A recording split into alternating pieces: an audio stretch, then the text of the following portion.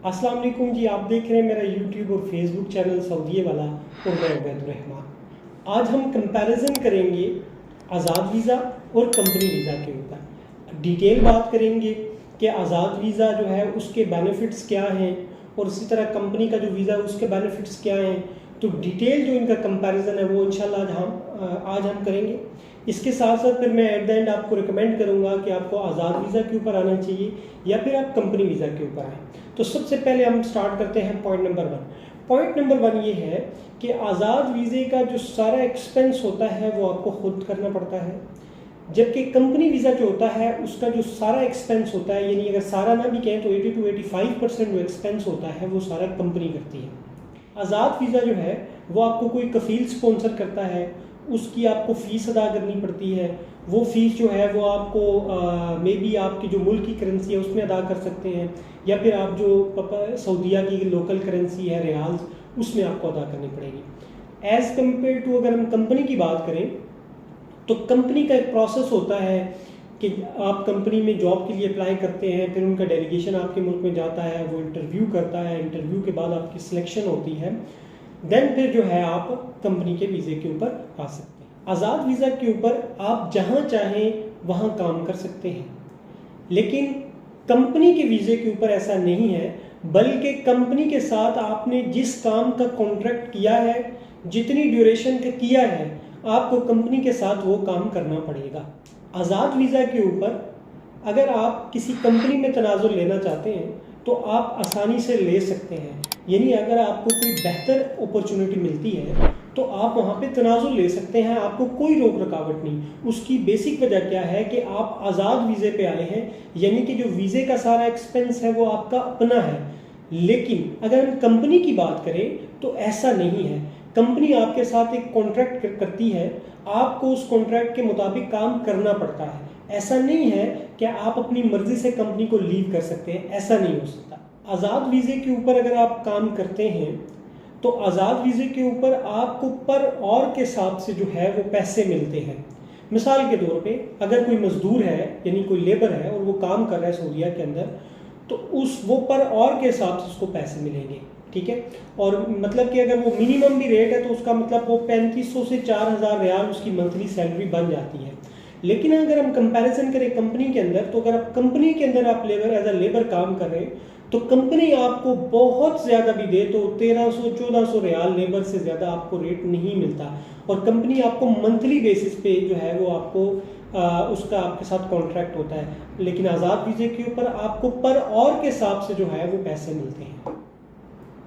आज़ाद वीज़े के ऊपर आप जब आते हैं तो आपको जॉब जो है वो खुद ब खुद सर्च करनी पड़ती है, लेकिन अगर आप कंपनी वीज़ा पे आते हैं तो डेफिनेटली आप कंपनी के अंडर हैं, आपको कोई ज़रूरत नहीं है जॉब वगैरह सर्च करने की। कंपनी आपको बताएगी कि भाई आपने ये काम करना है, ये करना है, तो वो फिर आपको उस हिसाब से करना पड़ेगा। और अगर आप किसी ट्रेड में आते हैं, लेबर आते हैं, टेक्नीशियन आते हैं, स्कैफोल्डर आते हैं, जो भी जिस भी ट्रेड से आएंगे, तो आपको ज़रूरत नहीं है, फिर वो कंपनी का ऑलरेडी प्रोजेक्ट होगा, वो सारा इंतज़ाम कंपनी का होगा और आपने जैसे आके परफॉर्म करना है। आज़ाद वीज़ा के ऊपर अगर आप आते हैं तो फिर आपको आपका ये नहीं है कि सिर्फ आपने कफ़ील को पैसे दे दिए और आप आ गए, और आपको आज़ाद वीज़ा के ऊपर अपनी ट्रांसपोर्टेशन आपकी अपनी है, आपका फूड आपका अपना है, ठीक है, आपकी अकोमोडेशन आपकी अपनी है। मिसाल के तौर पे आप आते हैं तो आपको रूम लेना पड़ेगा रहने के लिए, ठीक है। फिर आपके पास इतने पैसे होने चाहिए कि आप सर्वाइव कर सकते हैं खाने पीने के लिए, ठीक है। फिर ट्रांसपोर्टेशन आपकी होनी चाहिए, यानी आप लोकल कहीं जाते हैं जॉब सर्च के लिए तो उसके पैसे भी आपके अपने हैं, वो कफ़ील पे नहीं करेगा। कफ़ील बस इस चीज़ का जिम्मेदार है कि वो आपको एक अमाउंट रिन्यू करके दे देगा, ठीक है। अगर हम इसी कंपैरिजन करें कंपनी के साथ, तो कंपनी के अंदर आपको ये बेनिफिट होता है कि कंपनी आपको ना जो है वो ट्रांसपोर्टेशन की टेंशन होती है, ना फूड की, ना अकोमोडेशन की, ये सारी रिस्पॉन्सिबिलिटीज़ जो होती है वो कंपनी की होती है। हाँ, कुछ कंपनीज ऐसी हैं जो आपको फूड नहीं देती, लेकिन वो फूड के पैसे आपको ज़रूर देती हैं। आज़ाद वीज़ा के ऊपर ये है कि जब आप एज अ रेंटल काम करते हैं तो आपकी जॉब सिक्योरिटी नहीं होती। यानी आपको ये नहीं पता होता कि कल का दिन मुझ मेरा यहाँ पे काम में होगा या नहीं होगा, ठीक है। आप रेंटल ऐसा काम कर रहे हैं, उनका प्रोजेक्ट फिनिश हुआ या कोई भी वजूहत हुई, वो आपको कहते हैं जी ठीक है आप जो है ना वो आपको टर्मिनेट कर देंगे, वो आपको कहेंगे जी ठीक है कल आप काम पे ना आए। लेकिन अगर आप कंपनी पे आते हैं तो आपको ये श्योरिटी होती है कि आपकी जॉब जो है वो सिक्योर है, क्योंकि आपका उनके साथ एक कॉन्ट्रैक्ट होता है, एक प्रॉपर एक स्केड्यूल के थ्रू आप आ रहे होते हैं, तो वो आपको इतनी जल्दी जो है वो आपको टर्मिनेट नहीं करते अगर उनका प्रोजेक्ट लगा हुआ है। अगर उनको आपकी ज़रूरत है, ठीक है, तो इन एनी केस वो आपको जो है ना वो रखेंगे। लेकिन आज़ाद वीज़ा के ऊपर जो है वो आपको जॉब सिक्योरिटी नहीं होती। आज़ाद वीज़ा के ऊपर आपको अपने कफील को, जो जिसने आपको वीज़ा स्पॉन्सर किया है, उसको आपको एक मंथली कफालत देनी पड़ती है। वो 300 रियाल से लेके 1000 रियाल तक मंथली है, ठीक है। वो डिपेंड करता है आपके कफील के ऊपर, ठीक है। फिर इसी तरह जब आपका इकामा एक्सपायर हो जाए तो उस इकामे की जो फीस है वो भी आपने खुद अदा करनी पड़ती है। अगर हम कंपनी की बात करें तो कंपनी में कफालत वाला इकामे वाला कोई कॉन्सेप्ट नहीं है। आप कंपनी के थ्रू आए हैं, कंपनी ईच एंड एवरीथिंग की रिस्पॉन्सिबिलिटी जो है वो आपकी कंपनी की है। मेडिकल की बात करें आज़ाद वीज़ा के ऊपर, मेडिकल आप जितना भी आपका एक्सपेंस होगा मेडिकल का वो सारा आपको खुद करना पड़ेगा, ठीक है। जो सबसे बड़ा इशू हो जाता है, खुदा न ख्वास्ता परदेश के अंदर इंसान के साथ कोई भी ट्रेजेडी हो सकती है, तो वो फिर आप इस चीज़ से मेंटली तौर पे प्रिपेयर होना चाहिए कि वो सारा एक्सपेंस आपका अपना है। लेकिन अगर आप कंपनी के वीज़ा के ऊपर आते हैं तो डेफिनेटली फिर कंपनी इस चीज़ की रिस्पॉन्सिबिलिटीज़ है, ठीक है। वो आपका इलाज या कोई भी ऐसी ट्रेजेडी हो जाती है तो फिर कंपनी जो है वो आपको इस चीज़ की रिस्पॉन्सिबल है, वो आपको मेडिकल फैसिलिटीज़ जो है वो देती है। इसी तरह अगर आप आज़ाद वीज़ा के ऊपर छुट्टी जाना चाहते हैं, ठीक है, ये बात तो ठीक है, अगर आप छुट्टी जाना चाहते हैं तो आपको कोई रोक रकावट नहीं, आप मैक्सिमम 6 माह के लिए आप छुट्टी जा सकते हैं, ठीक है। आपको कोई आज़ाद वीज़े के ऊपर नहीं रोक सकता। आपने जस्ट अपने कफील से खरूज लगवाना है और आपने अपनी छुट्टी चले जाना है, ठीक है। लेकिन ये सारा खर्चा आपका अपना है और जितने दिन आपने छुट्टी गुजारनी है उसके आपको पैसे भी नहीं मिलने। लेकिन अगर हम कंपनी वीज़ा की बात करें तो कंपनी में आपका ये तो होता है कि आप अपनी मर्ज़ी से छुट्टी नहीं जा सकते, लेकिन जो भी आपके कॉन्ट्रैक्ट के ऊपर मेंशन होता है 6 माह या साल के बाद अगर आपकी छुट्टी होती है तो आपको एयर टिकट भी जो है वो कंपनी पे करती है और विद पे आपको जो है ना वो आपको वेकेशन होती है, यानी 1 माह अगर आपने छुट्टी की है तो आपको उसकी सैलरी भी मिलेगी। आज़ाद वीज़ा के ऊपर अगर आप एक जगह के ऊपर एज अ रेंटल आप काम कर रहे हैं, 20 साल तक भी काम कर रहे हैं, तो आपको एंड ऑफ सर्विस कुछ भी नहीं मिलना, ठीक है। लेकिन अगर हम कंपनी की बात करें तो कंपनी जो है वो अगर आप उसके साथ 10 साल 12 साल या कुछ अर्सा काम करते हैं तो वो एंड ऑफ द सर्विस जब आपको टर्मिनेट करती है तो वो आपको एंड ऑफ द सर्विस देती है। आज़ाद वीज़ा के ऊपर अगर आप एज अ रेंटल काम करते हैं, ठीक है, तो आपको प्रोटेक्शन नहीं होती। प्रोटेक्शन मीन्स देखें, अगर आप रेंटल एज अ रेंटल काम करेंगे तो डेफिनेटली किसी ना किसी मिडल मैन के थ्रू काम करेंगे, लाइक सप्लायर जिसको यहाँ पे कहते हैं उसके थ्रू काम करेंगे। अगर आप एज अ रेंटल काम कर रहे हैं और अगर आपको सप्लायर किसी वजह से आपकी सैलरी रोक देता है तो आप लीगली उसके ऊपर केस नहीं कर सकते। ये बहुत बड़ा एक लूप होल है।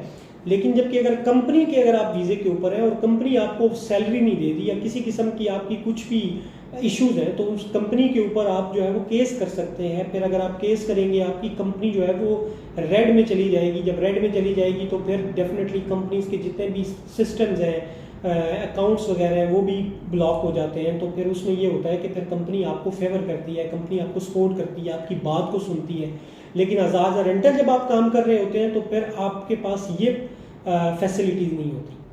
अब मेरी सजेशन ये है कि आप आज़ाद वीज़ा पे आएँ या कंपनी, तो मेरी इस पर सजेशन ये है कि अगर आपके पास कोई हुनर नहीं है, ठीक है, तो फिर आज़ाद वीज़ा आपको ये अपॉर्चुनिटी देता है। अगर आपके पास हुनर नहीं है आप आ जाएं, ठीक है, आज़ाद वीज़े के ऊपर जब आप यहाँ पे आएंगे फिर आपको यहाँ पे आके अपनी एक फील्ड को चूज़ कर लें और फिर उस फील्ड के ऊपर आप एज अ हेल्पर चले जाएं। जब आप एज अ हेल्पर चले जाते हैं वहाँ पे फिर आप जब काम को सीख जाते हैं तो फिर किसी नेक्स्ट कंपनी के अंदर आप उस ट्रांसफ़र करवा के तनाजुल करवा के, ठीक है, आप किसी नेक्स्ट कंपनी में एज ऑपरेटर चले जाए, फिर उधर फिर उससे नेक्स्ट में आप एज अ सीनियर ऑपरेटर चले जाए। मीन्स आज़ाद वीज़ा के ऊपर आपकी ग्रूमिंग हो जाती है, ठीक है। और अगर आपको कोई काम आता है तब भी अगर आप आज़ाद वीज़ा के ऊपर आते हैं, डेफिनेटली जब गल्फ़ कंट्री का आपके पास एक्सपीरियंस होना चाहिए। आप सऊदीया में काम कर रहे हैं तो आपके पास गल्फ़ कंट्री का एक्सपीरियंस होना चाहिए। अगर आप ट्रेड है आपके पास, ठीक है, अगर आप ट्रेड के बंदे हैं तो अगर आप फॉर एग्जांपल आप स्कैफोल्डर है, ठीक है, आप अगर स्कैफोल्डर है, आपको स्कैफोल्डिंग का सारा कुछ पता है, तो आप अगर यहाँ पे आज़ाद वीज़ा के ऊपर आते हैं, आप 5 माह 6 माह काम करते हैं, जब आपको सारी ईच एंड एवरीथिंग आपका समझ आ जाती है मज़ीद, और उसके बाद आपका एक्सपीरियंस भी ज़्यादा हो जाता है, ठीक है, तो फिर आप किसी नेक्स्ट कंपनी के अंदर आप एज अ फोरमैन काम कर सकते हैं, इसका फोरमैन काम कर सकते हैं। फिर इसी तरह जब आपका वहाँ पे कुछ टाइम फोरमैन का एक्सपीरियंस हो, फिर आप किसी थर्ड कंपनी के अंदर आप एज अ सुपरवाइज़र काम कर सकते हैं। सो आज़ाद वीज़ा के ऊपर आपकी जो ग्रूमिंग है ना वो ज़्यादा होती है, आपकी ग्रोथ ज़्यादा होती है, आपकी वेल्थ की भी, ठीक है, और जो है वो आपकी लर्निंग की ग्रोथ भी ज़्यादा होती है।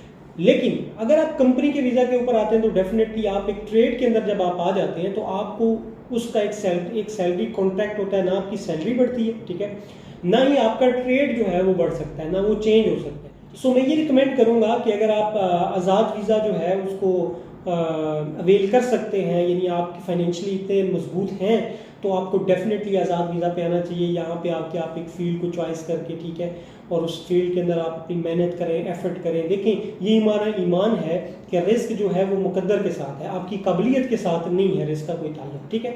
तो अल्लाह पाक आपके लिए इसबाब बनाएंगे इंशाल्लाह। आप आएँ आज़ाद वीज़ा के ऊपर, ठीक है, और यहाँ पे आके जॉब्स अगर अप्लाई करें एक डायरेक्शन के ऊपर, इंशाल्लाह आपके लिए आसानी होगी। अगर आप कंपनी वीज़ा के ऊपर भी आते हैं तो वो भी बहुत अच्छा है, लेकिन उसके अंदर आपकी कंपनी के अंदर आप अप्लाई करेंगे, फिर आप रिकमेंड होंगे नहीं होंगे, इंटरव्यू पास करेंगे नहीं करेंगे, उनकी रिक्वायरमेंट्स पे पूरा उतरते हैं नहीं उतरते, तो वो एक लॉन्ग प्रोसीजर है। अगर आपको मेरी वीडियो पसंद आए तो मेरी वीडियो को ज़रूर लाइक भी कर दें और मेरे चैनल को सब्सक्राइब भी कर दें। अल्लाह ताला आप तमाम सुनने वालों का हामी और नासिर हो। नेक्स्ट वीडियो तक अल्लाह हाफ़िज़।